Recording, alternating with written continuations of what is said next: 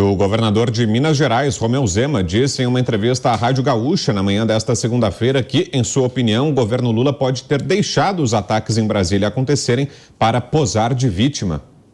Então, me parece que houve um erro da direita radical, que, lembrando, é uma minoria, e houve um erro também, talvez até proposital, do governo federal, que fez vista grossa para que o pior acontecesse e ele se fizesse posteriormente de vítima.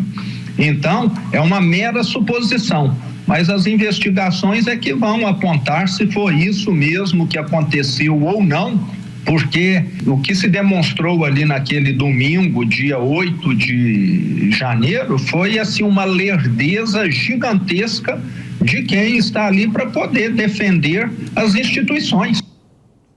Esse então governador de Minas Gerais, Romeu Zema. E aí, Zé, concorda? É possível que seja seguido esse raciocínio que traçou o governador, Zé?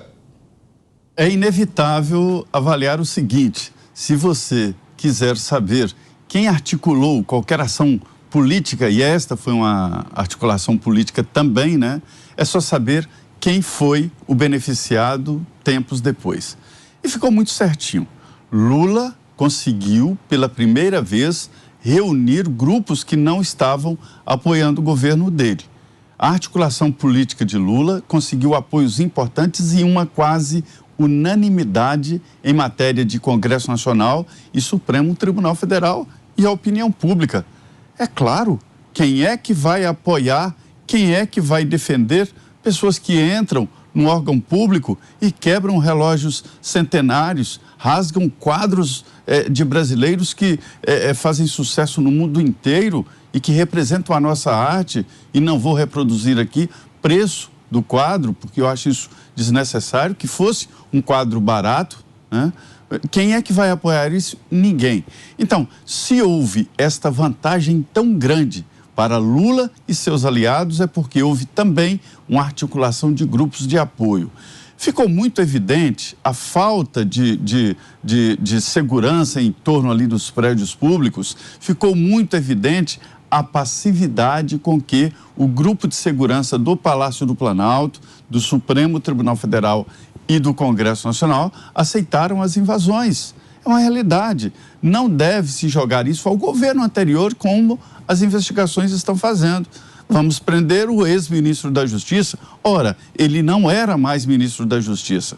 Ele era secretário de Segurança Pública do Distrito Federal, mas estava em férias, estava viajando, ou seja, ele não articulou uma omissão generalizada. O Congresso Nacional tem um convênio com a Polícia Militar, um batalhão da Polícia Militar daqui do Distrito Federal, inclusive usa carros da Câmara, usa instalações da Câmara para fazer a segurança externa do Congresso Nacional. Os constituintes colocaram o policial legislativo com autonomia ali no interior da Câmara, e só se entra na Câmara com autorização expressa do presidente da Casa e do grupo de segurança. A segurança no Congresso Nacional tem que ser externa. A segurança interna é do grupo de segurança, que na verdade não é segurança, é policial legislativo federal, treinado para contenção de distúrbio, assim, de condução de autoridade, né? São pessoas altamente qualificadas, são profissionais sérios que trabalham ali. Então, se eles não conseguiram reunir uma defesa externa e depois a defesa interna, isso também tem que ser avaliado internamente para descobrir de quem é o erro. O que eu acho estranho nisso tudo é penalizar, responsabilizar um ex-governo. Então, o debate é o seguinte: não se deve minimizar e muito menos defender ações desse tipo. O que nós estamos discutindo aqui é sobre o debate político, há um debate forte político sobre o que aconteceu. O governador de Minas Gerais, o Romeu Zema, ele fala com propriedade quando ele diz: olha, tem alguma coisa estranha. Existe sim muita coisa estranha nisso aí. Houve muita passividade ali. Houve sim, e é esse o debate. Repito, não é uma defesa desses loucos que saíram arrebentando tudo. Não é uma defesa dos que levaram a massa, dos que manifestavam pacificamente a irem para o Congresso Nacional. Muita gente nem sabia o que estava acontecendo.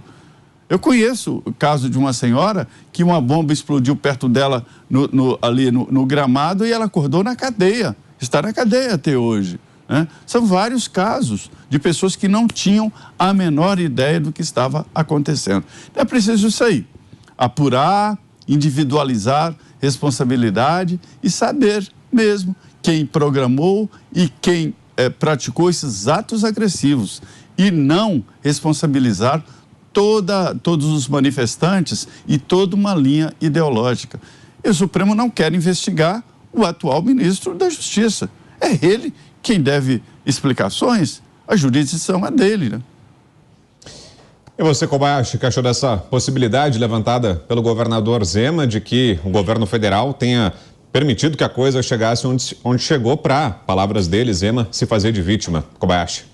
É muito interessante essa fala do governador Romeu Zema, né? Ele atribui aí uma possibilidade de erro até proposital por parte do governo federal, mas ele toma o cuidado, ao final dessa afirmação, de dizer que as investigações vão apontar se foi isso, entre aspas. Só tem um detalhe nisso tudo. Essas investigações, até onde a gente sabe, não existem contra o governo federal. E é interessante que a gente vem repercutindo essa possível responsabilidade do governo federal nestes atos desde a semana passada, e não é das nossas ideias, mas de tudo o que vem se noticiando amplamente na imprensa. Já no dia 9, que é o dia seguinte dos atos acontecidos no dia 8 de janeiro, a Folha de São Paulo publicou um artigo do Alberto Zacarias Toron, que é um dos maiores criminalistas do país, questionando exatamente a falta da ação do batalhão da Guarda Presidencial, que é conhecido como Batalhão Duque de Caxias, responsável pela segurança do território do Palácio do Planalto. Este batalhão é vinculado ao Comando Militar do Planalto, que está debaixo do comando do GSI, Gabinete de Segurança Institucional, que tem status de ministério no governo Lula, portanto, diretamente ligado ao Executivo Federal. Além disso, na semana passada, a gente também teve notícia amplamente divulgada de que a ABIN, Agência Brasileira de Inteligência, soube com antecedência da possibilidade desses atos acontecidos no dia 8 e oficiou a mais de 48 entes de segurança vinculados ali à segurança do Palácio do Planalto, da Câmara do Congresso Nacional, né, e do Supremo Tribunal Federal. Então, isso também é algo a se pensar a respeito da responsabilidade do governo federal, porque a ABIN, Agência Brasileira de Inteligência, também está vinculada ao mesmo GSI, Gabinete de Segurança Institucional. E não fosse suficiente, já no final da última semana, o jornal Estadão noticiou que o próprio GSI dispensou o seu efetivo da guarda presidencial, desse batalhão de guarda presidencial, há 20 horas antes do início das manifestações. Então, indícios amplamente divulgados na imprensa nós temos de que poderia, ao menos, se abrir uma investigação da responsabilidade do órgão federal. Mas, talvez o governador de Minas Gerais, Romeu Zema, assim como tantos outros, podem se surpreender. Essas investigações que poderiam apontar se foi isso ou não, ainda não existem. Você, Pavinato, que achou da fala? Olha, só uma observação, né, que o Zé Maria ele usou o termo férias. Eu não posso usar férias para o caso do Anderson Torres, né? Ele acabou de assumir o cargo de secretário de Justiça e Segurança Pública do Distrito Federal. Segundo o Ibanez, que é o governador, ele viajou para os Estados Unidos sem sequer avisar o seu chefe, né? Então, eu só excluo essa hipótese de férias. Porque não tem férias para quem acabou de começar o trabalho, né? Tirar férias depois de uma semana de assumir o cargo, isso não é só absurdo, mas também afronta o trabalhador brasileiro. Se bem que vou dizer que 95% das pessoas que trabalham em Brasília, em cargos comissionados ou até mesmo concursados, afrontam a lógica do trabalhador brasileiro ordinário. Mas essa viagem do Anderson Torres foi, no meu ponto de vista, aquilo que gerou um fator de complicação maior na sua situação. Porque ele foi aos Estados Unidos sem avisar o governador. Fica esse ponto de interrogação e depois ainda os elementos colhidos nessa investigação levam, né, o Torres para esse caminho que acabou sendo o caminho escolhido pelos juízes e pelos profissionais envolvidos nessa investigação. Quanto à fala do Zema, de fato, o Zema ele só fala o que todo brasileiro está falando, exceto aqueles que não têm vergonha na cara e que não sabem fazer simetrias de relação. Todos aqueles que viram a denúncia de que a ABIN mandou para 48 órgãos do Poder Executivo um relatório afirmando que a manifestação provavelmente era quase certeza que ela ocorreria e quais os danos ela poderia eventualmente ocasionar. E quem fez essa denúncia foi a Folha de São Paulo. Para fecharmos, Mota, sua análise sobre essa declaração do governador Zema? Eu tenho muito pouco a acrescentar à brilhante análise que já foi feita pela nossa bancada, brilhante e corajosa, deixe-me acrescentar isso. Eu acho que aqui a gente volta àquela antiga citação latina: quem guardará os guardiões? Ou, traduzindo para o momento, quem investiga os investigadores?